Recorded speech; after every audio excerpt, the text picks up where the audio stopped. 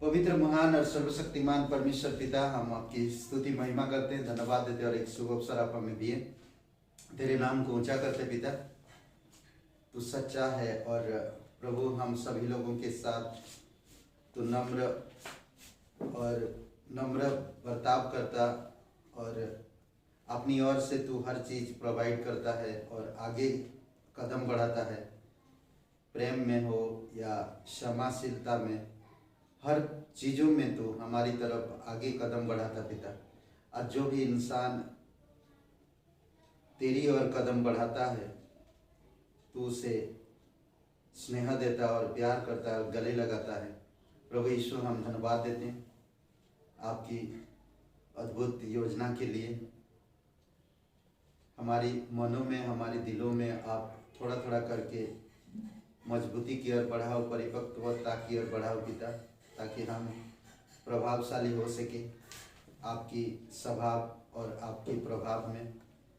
धन्यवाद देते हैं इस क्लास के लिए, तेरे चरणों पर रखते हैं, यीशु मसीह के नाम से मांगते हैं, आमीन। ओके, हम लोग गलतियों का किताब में है और हम लोग कवर कर चुके अभी तक पहला अध्याय, दूसरा अध्याय और तीसरा अध्याय, चौथा अध्याय। अभी हम लोग पांचवा अध्याय 1 से छठवां अध्याय 10 तक। ओके, व्यवहारिक उपयोगिता का तर्क, यानी कि मसीह में अपनी स्वतंत्रता को दूसरों की सेवा और प्रेम के लिए काम में लाना, ये लिखा हुआ ऑलरेडी। और इसमें पौलुस एक भाग में 7 उपदेश मसीह में स्वतंत्रता को काम में लाने के लिए हर एक विश्वासियों को बता रहा। ओके, पहला उपदेश वो दे चुका 5वां अध्याय 1 से 12 वचन में। अब दूसरा उपदेश, ठीक है, दूसरा उपदेश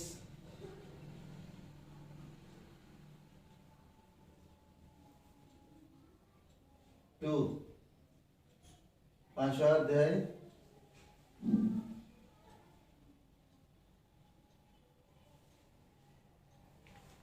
कितना वचन बोला था उन्होंने?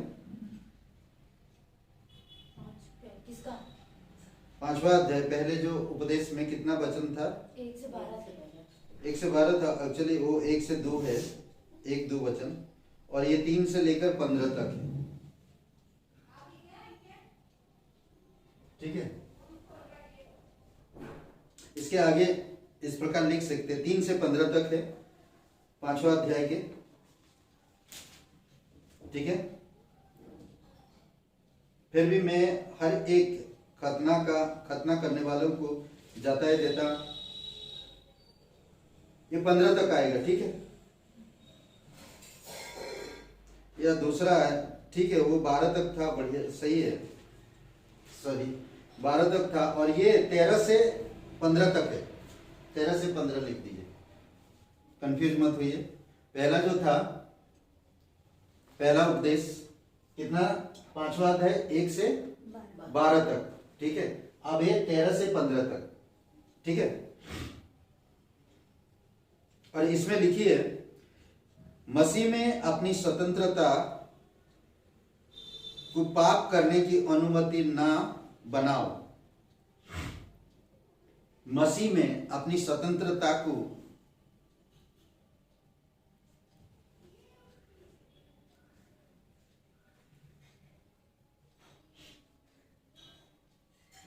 मसीह में अपनी स्वतंत्रता को पाप करने की अनुमति ना बनाओ।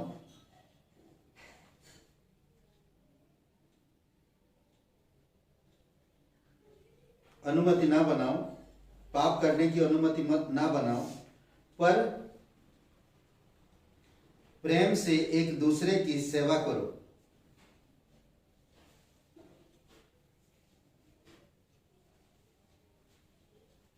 ओके,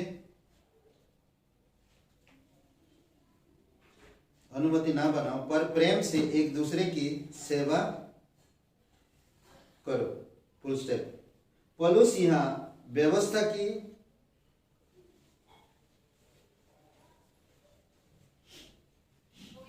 पौलुस यहाँ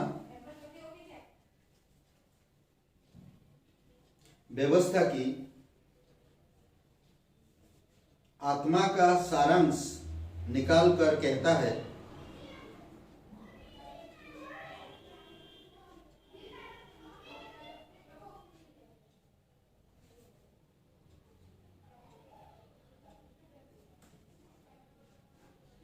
पौलुस यहाँ व्यवस्था की आत्मा का सारांश निकाल कर कहता है अपने पड़ोसी से अपने समान प्रेम करो।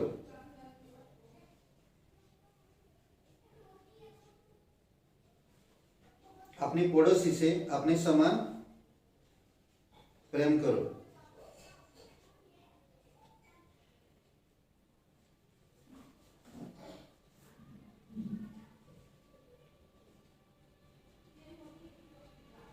ओके, व्यवस्था के पीछे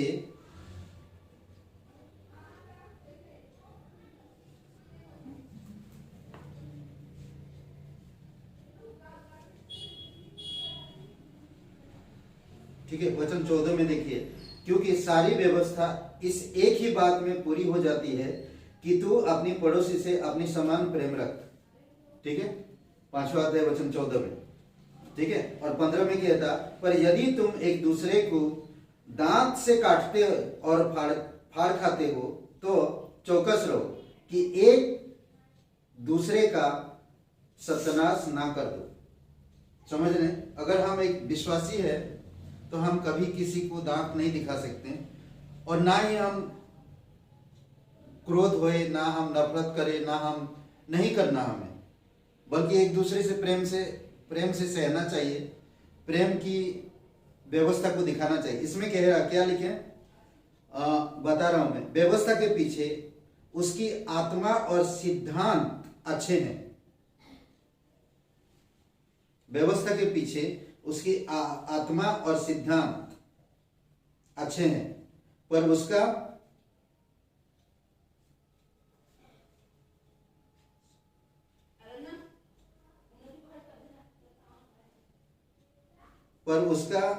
अक्षरक्षा, ऐसा लिख सकते हैं,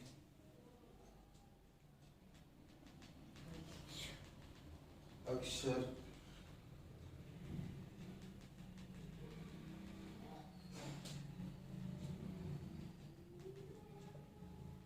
क्या पढ़ते हैं इसमें?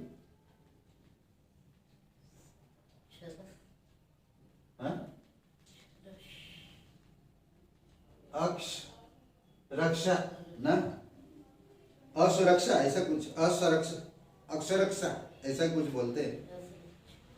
मतलब कि उसका पालन और विधिवादी नियम अच्छे नहीं है, पालन करना सही नहीं। ठीक है, अगर हम आत्मा के अनुसार अगर करते, इसका कहने का मतलब लिख लीजिए पूरा, क्या लिखें, उसका अक्षरक्ष पालन और विवादी नियम अच्छे नहीं।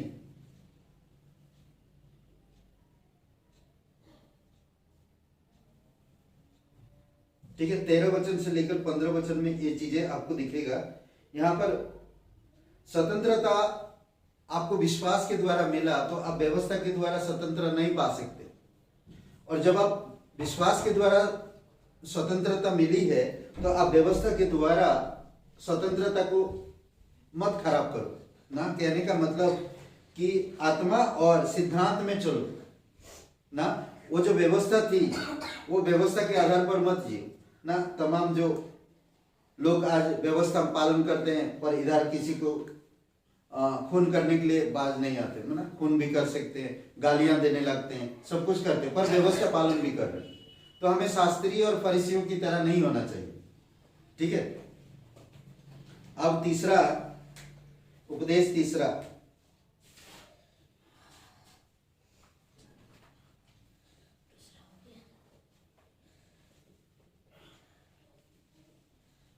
ठीक है,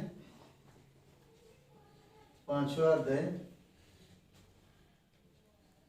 16 से 26।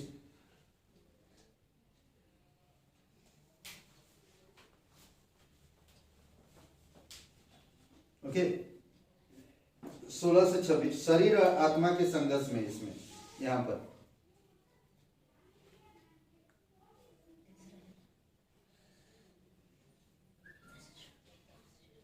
ठीक है, हम लोग देखते हैं। तीसरा, दूसरा हो गया ना, तीसरा है ना। ओके, लिखिए, अपनी स्वतंत्रता को आत्मा के द्वारा आत्मा के द्वारा जीने और चलने के लिए काम में लाओ।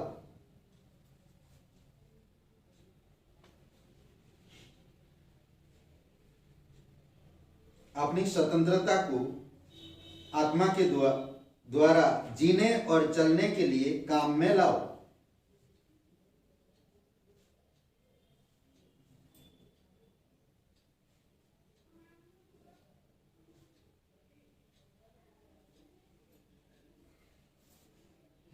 अपनी जीने और चलने के द्वारा काम में लाओ, अपनी पापी स्वभाव के अनुसार नहीं, अपनी पापी स्वभाव के अनुसार नहीं। ठीक है,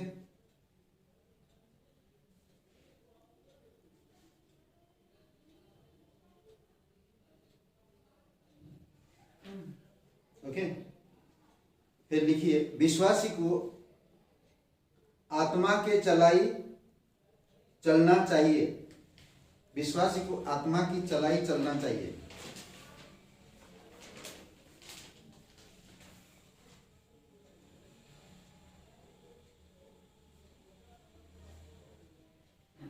ना कि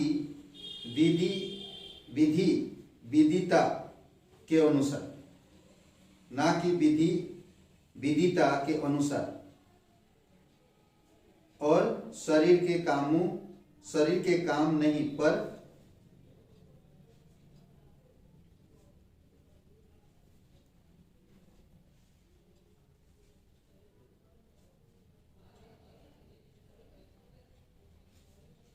क्या लिखे? शरीर के काम, विश्वासी को आत्मा के चलाई चलना चाहिए, ना कि विधिता के अनुसार और शरीर के काम नहीं, पर उसे पवित्र आत्मा का फल दर्शाना चाहिए।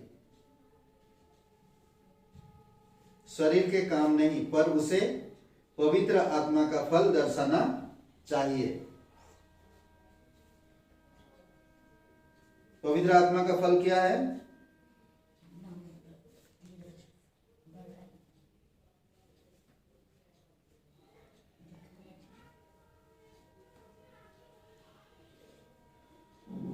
लिख लिया पूरा? ओके, वचन 18 पढ़िए।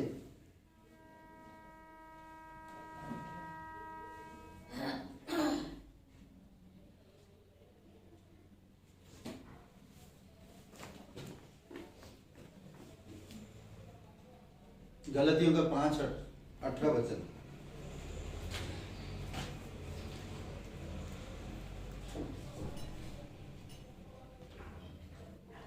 और यदि तुम आत्मा के चलाए चलते हो तो व्यवस्था के अधीन न हो। ओके, अगर हम आत्मा के चलाई चलेंगे तो व्यवस्था के अधीन नहीं रहेंगे। ठीक है, यहाँ पर क्लियर लिखता है, क्योंकि व्यवस्था नहीं वरन पवित्र आत्मा हमें पवित्र करता है। ठीक है, व्यवस्था नहीं, पवित्र आत्मा हमें पवित्र करता है।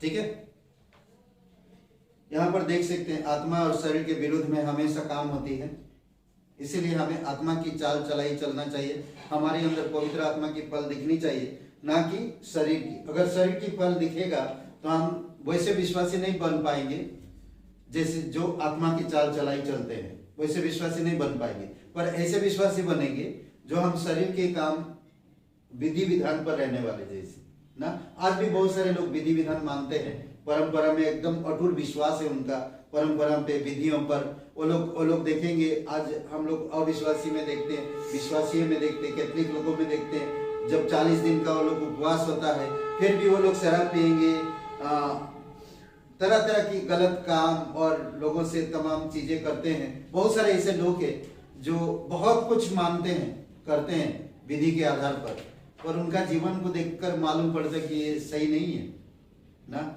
ये सही नहीं है। तो हमें शरीर ना शरीर के अनुसार चलना, ना विधि विधान के अनुसार चलना, बल्कि हमें पवित्र आत्मा के अनुसार चलना चाहिए। और हमारे जीवन में परमेश्वर की आत्मा की फल हमेशा दिखाई देनी चाहिए। पवित्र आत्मा की फल क्या क्या है जानते हैं? प्रेम, आनंद, शांति, धैर्य, कृपालु, भलाई और विश्वास, नम्रता और संयम। ये सारी चीजें हमारे अंदर दिखनी चाहिए। कई बार विश्वासी के अंदर ये नहीं दिखता, तो इसका मतलब है कि हम शरीर में ज्यादा जी रहे हैं। और ज्यादा जब हम शरीर में जिएंगे तो हमारे अंदर क्रोध रहेगा। 20 वचन से आगे चालू हो जाता, 19 वचन से चालू हो जाता। शरीर का काम प्रकट है, अर्थात व्यभिचार, गंदे काम, लूचपन, मूर्ति पूजा, टोना, बैर, झगड़ा, ईर्षा, क्रोध, विरोध, फूट, विधर्म, डाह, मतवालापन, लीला क्रीड़ा और ऐसे और काम है। इनके विषय में तुमको पहले से मैं कह देता हूं, जैसा पहले कह भी चुका हूं, कि ऐसे ऐसे काम करने वाले परमेश्वर के राज्य के वारिस ना होंगे। देख लिए, अगर शरीर में चलता जो इंसान, यही सब काम उसके अंदर दिखेगा। नम्रता नहीं दिखेगा, प्रेम नहीं दिखेगा ना, शांति नहीं दिखेगा, संयम नहीं रहेगा, बाकी ये सारी चीजें दिखेगा उनके अंदर। एनीवे, चौथा,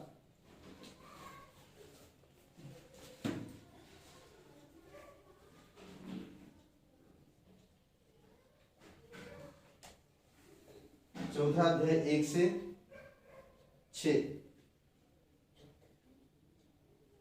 सॉरी चौथा पॉइंट मतलब 6, सॉरी छठवां अध्याय, सॉरी 1 से 6।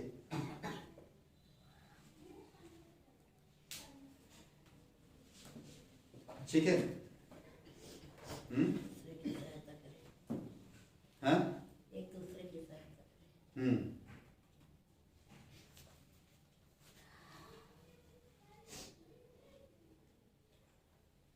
ठीक है। इसमें लिखिए, मसीह में अपने स्वतंत्रता को एक पापी भाई को, मसीह में अपनी स्वतंत्रता को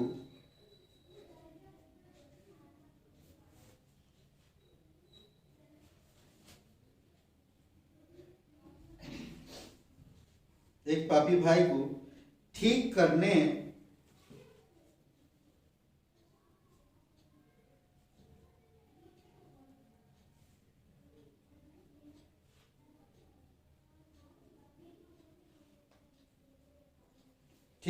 और दूसरे विश्वासियों के अतिरिक्त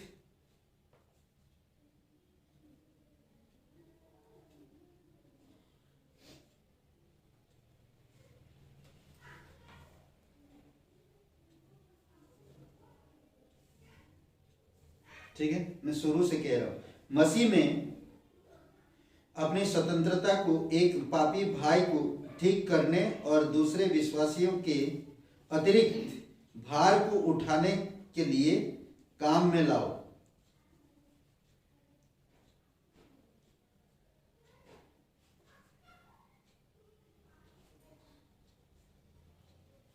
ठीक है, दूसरे विश्वासियों के अतिरिक्त भार को उठाने के लिए काम में लाओ। ओके, यह मसीह की व्यवस्था को पूरा करने की उचित रीति है।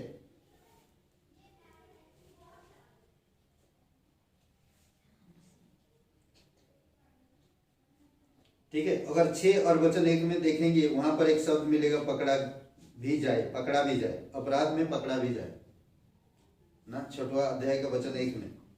तो पकड़ा जाएगा तो कोई इंसान, तो आप क्या करोगे? तलवार लेने का और घुसा डालने का, क्या बोलते हैं?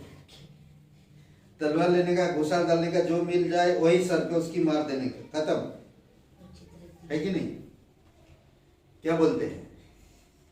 हाँ, यूट्यूब चैनल, आप क्या बोलते हो? अगर कोई विश्वासी भाई को हमने ऐसे देखा अपराध करते हुए, पकड़ लिया, तो आप क्रोध आपा खो बैठे और वहां पर जो भी मिल गया आप उसके सर पे ठोक दिए, मतलब डाल दी। नहीं, कभी कभी ऐसा होता है, ऐसा नहीं होता है। तो इसमें क्या कहता है कि अगर पकड़ा गया, पहला वचन पढ़िए। हे भाइयों, यदि कोई मनुष्य, आप लोग कोई पढ़िए एक जन।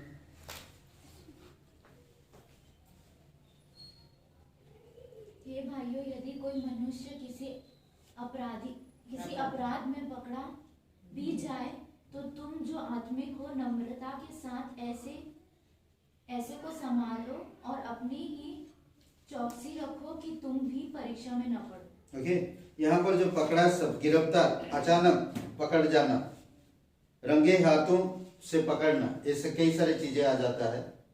ठीक है। आत्मिक शब्द के अर्थ के लिए पहला कोरिन्थियों का 2 अध्याय वचन 15 में संभालो शब्द का प्रयोग टूटी हुई हड्डियों को जोड़ने और मछली के जाल की मरम्मत के लिए किया जाता था। संभालने का जो शब्द है, ठीक है, जैसे टूटी हुई हड्डियों को जोड़ना और मछली पकड़ते वक्त जाल जब फट जाता है तो उसको संभालना, सुधारना। ऐसे कोई, अगर आप आत्मिक हो तो ऐसे कोई व्यक्ति अगर अपराध में पकड़ा जाता है तो आप जो आत्मिक हो ऐसे उसको संभालना।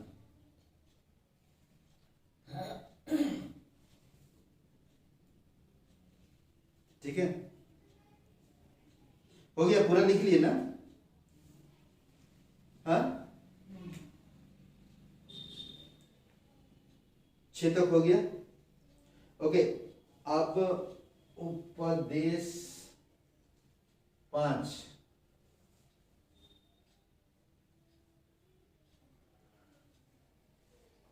छः, 7, 8 पढ़िए कोई दोनों वचन, पहले लिख लीजिए। ठीक है, मैं फिर समझाता हूं। मसीह में अपनी स्वतंत्रता को काम में लाना, आत्मिक बीज बोना। मसीह में अपनी स्वतंत्रता को काम में लाना, आत्मिक बीज बोना और आत्मिक फसल काटना है। आत्मिक बीज बोना और आत्मिक फसल काटना है।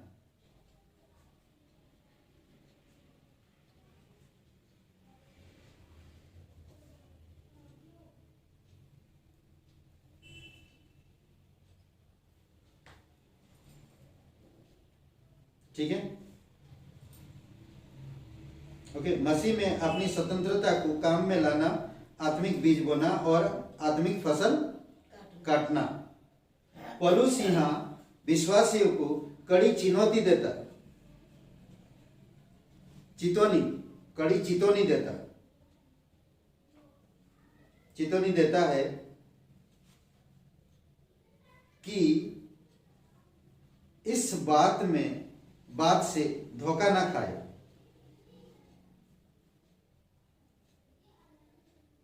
इस बात से धोखा ना खाए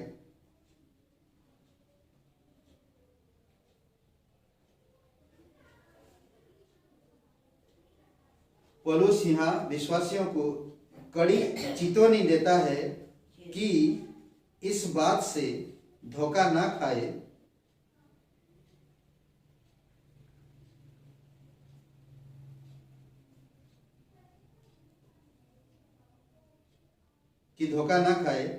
कि पाप का कोई परिणाम नहीं होता है।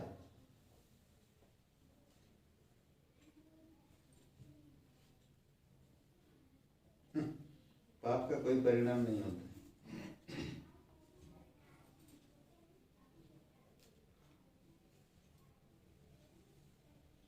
ऊपर का लाइन जो हम लोग लिखा तो क्या कहता, आत्मिक बीज बोना और आत्मिक फल काटना।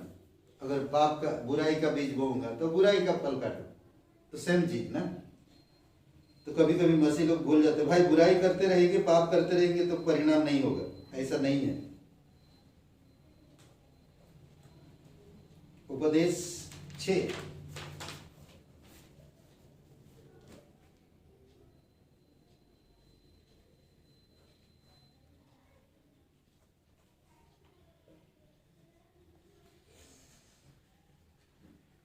वचन 9,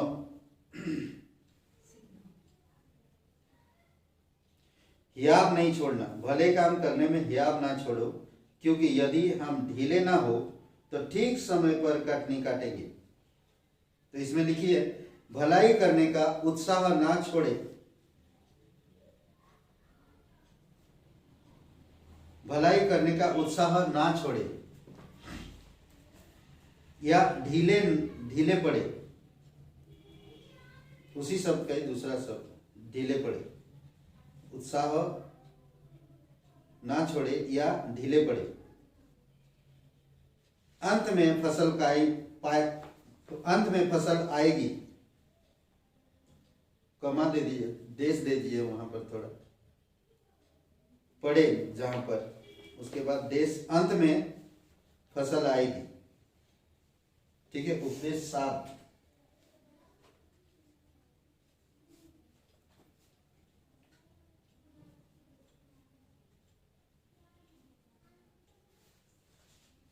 ये गलतियों का किताब है, गलतियों के 5वां अध्याय 6वां अध्याय में है हम लोग। ओके, और ये 10 वचन,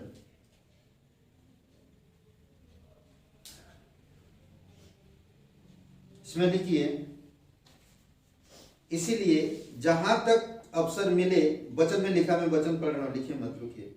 इसीलिए जहां तक अवसर मिले हम सब के साथ भलाई करें, विशेष करके विश्वासी भाइयों के साथ। अविश्वासी के साथ हम इतना अच्छा करते हैं, पर विश्वासी भाइयों के साथ उल्टा करते हैं। ये मसीह लोगों के अंदर ये बहुत एक बुरी आदत है, बुरी चीज है। भले मसीह मुझे रिस्पेक्ट करे या ना करे, फिर भी मैं मसीह लोगों को रिस्पेक्ट देना चाहिए। मुझे दे रहे हैं या नहीं दे रहे हैं उससे मुझे कोई मतलब नहीं, ये नहीं सोचना चाहिए। आप लिखिए सबके साथ भलाई करो, विशेष करके विश्वासियों के साथ, ऐसा लिखिए, सबके साथ भलाई करो, विशेष करके मसीहियों के साथ।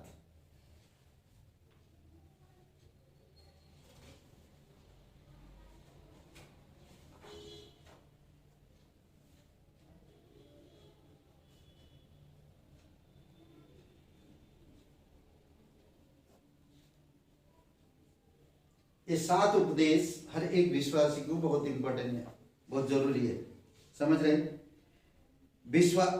मसीह के विश्वासी में स्वतंत्रता से चलने, मसीह के मसीहियत या मसीह के विश्वासियों में सब कंप्लीट हो गया ये 7 कंप्लीट हो गए। ये थोड़ा नोट दे रहा हूं मैं थोड़ा सा। ओके, मसीह के विश्वास में स्वतंत्रता से चलने का अर्थ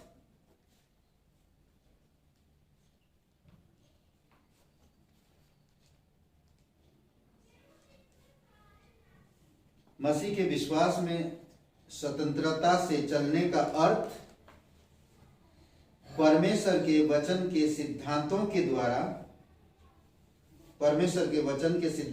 द्वारा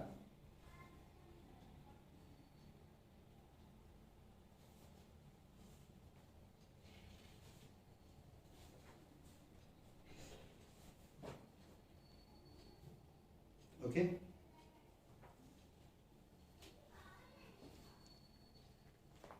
क्या लिखे? सिद्धांतों के द्वारा आत्मा के सामर्थ्य में स्वतंत्र जीवन बिताना है, स्वतंत्र जीवन बिताना है।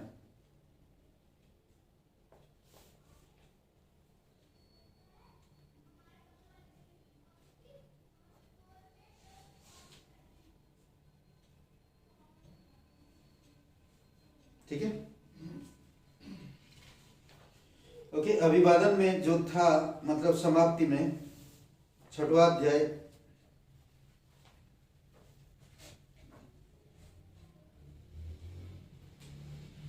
ठीक है, अध्याय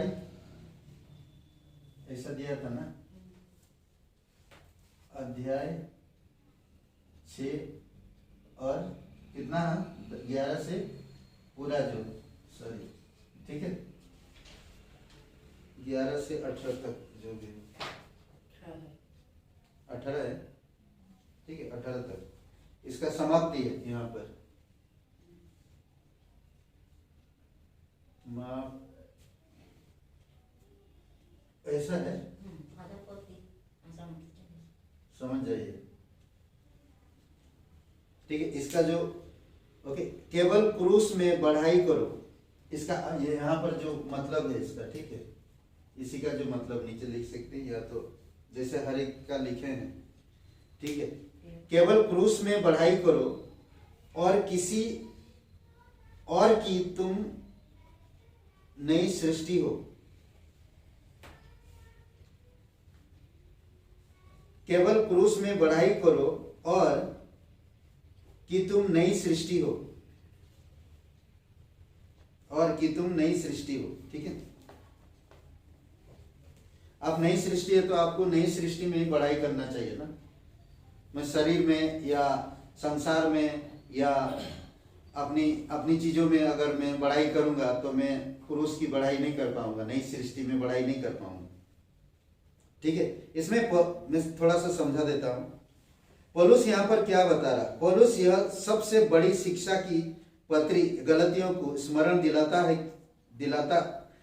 स्मरण दिखाने से करता है कि शरीर पर घमंड ना करो। एक चीज वो बता रहा है यहाँ पर कि आप शरीर पर घमंड मत करो। जैसे मैंने कहा ना, संसार पर मुझे घमंड नहीं करना, शरीर पर मुझे घमंड नहीं करना, और मेरे धन संपत्ति पर या एडुकेशन पर मुझे घमंड नहीं करना। यहाँ पर मुझे एक बात याद आ रहा ना, यिर्मयाह का 11:29 क्या लिखा, खोलेंगे थोड़ा।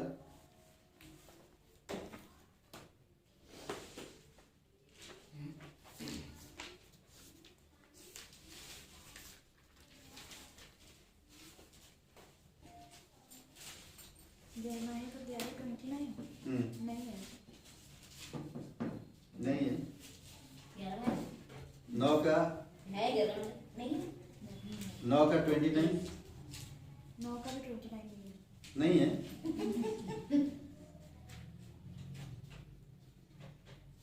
10 का भी नहीं है, 12 का भी नहीं 9 का 11, है। उल्टा 9 का 11 या 11 का, उस दिन नेमी जो पढ़े थे ना, जो घमंड करे अपनी, 29 के 11 तो वो लिखा ना क्या क्या था जो घमंड करेगी में परमेश्वर वीर अपनी वीरता पर घमंड ना। हाँ, तो वो 9 का है, 23 है। 23 9 का 23 वो देख, सॉरी 9 का 23 वचन पढ़िए। यहोवा यूं कहता है, बुद्धिमान अपनी बुद्धि पर घमंड ना करे, न बलवंत अपने बल पर, और न ही धनवान अपने धन संपत्ति पर गर्व करे। आगे, परंतु जो गर्व करता है वह इस बात पर गर्व करे कि वह मुझे जानता और समझता है, और यह भी कि मैं ही वह यहोवा हूँ जो पृथ्वी पर करुणा, न्याय और धार्मिकता के कार्य करता हूँ। ओके, पौलुस भी वही गलतियों की लोगों को दर्शा रहा कि शरीर पर मत चलो, आत्मा की चलाई चलो ना, व्यवस्था में मत चलो, बल्कि नई सृष्टि में चलो। अब तुम नया हो गए हो, क्रूस पे तुम मर चुके हो, अब जो तुम जीवित है, तुम्हारे अंदर यीशु जिंदा है ना। वही चीज अपनी धन पर, अपनी वीरता पर, अपनी हुनर पर, ये सारी चीजों पर तुम आप घमंड ना करो, बल्कि घमंड करना है तो इस पर करो, क्रूस पर हमेशा, क्योंकि क्रूस में परमेश्वर का कार्य क्या हुआ, पूरा हो गया। ना तो व्यवस्था है और ना किसी सभ्यता परंपरा है, सब कुछ यीशु मसीह पूरा कर दिया, ठीक है। और इसमें कहता है शरीर पर घमंड ना करे, ना कि वह क्या प्राप्त करता है, पर मसीह के क्रूस पर और जो उसमें प्राप्त होता है, जो कुछ उसमें प्राप्त होता है उसमें करना चाहिए।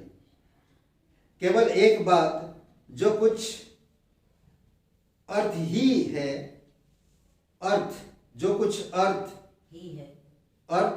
की है, वह यह है कि वे मसीह में नई सृष्टि है।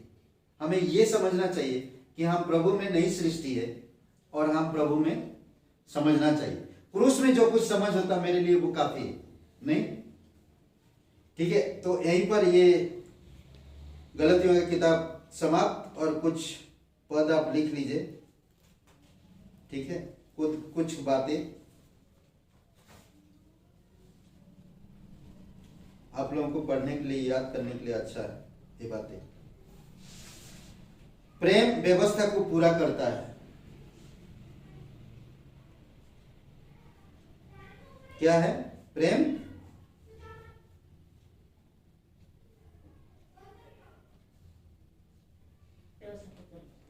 ओके, शरीर के अनुसार चलने का फल पाप है। दूसरा है क्या? हाँ,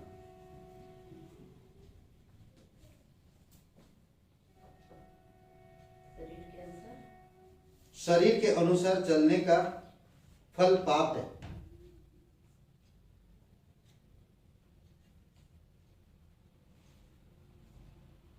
ठीक है, मसीह लिखिए और उसमें डैश देकर ये लिखिए, समय पूरा होने पर आया। कितना समय पूरा हुआ? 430 साल। समय पूरा होने पर आया। दूसरा, स्त्री से जन्मा।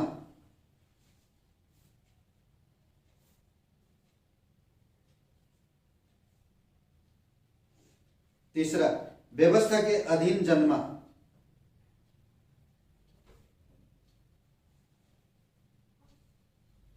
व्यवस्था के अधीन जन्मा कि जो कंटिन्यू, जो व्यवस्था के अधीन है उन्हें छुड़ाए।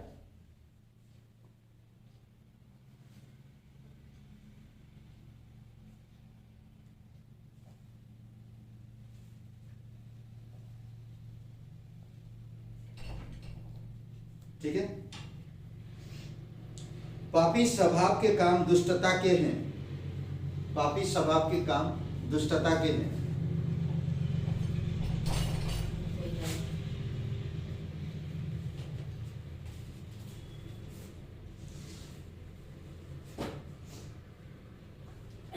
ओके, पापी स्वभाव के काम दुष्टता के हैं।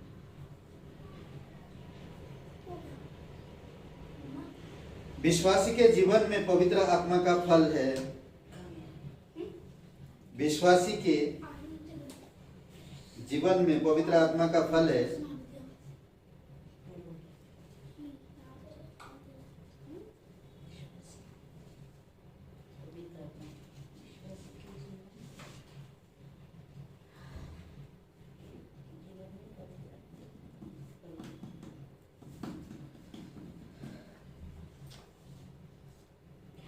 तो आप 9 फल लिख लो।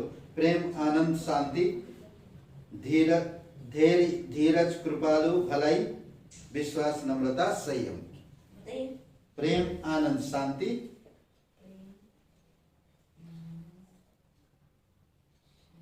धीरज, कृपालु, भलाई,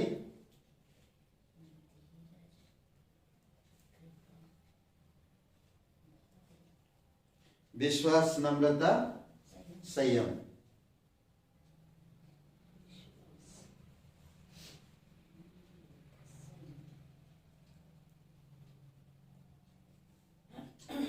ओके, बोना और काटना विश्वव्यापी सिद्धांत है। बोना और काटना विश्वव्यापी सिद्धांत है।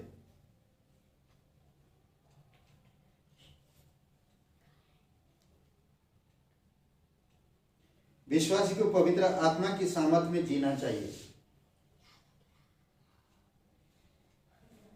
विश्वासी को पवित्र आत्मा में जीना चाहिए।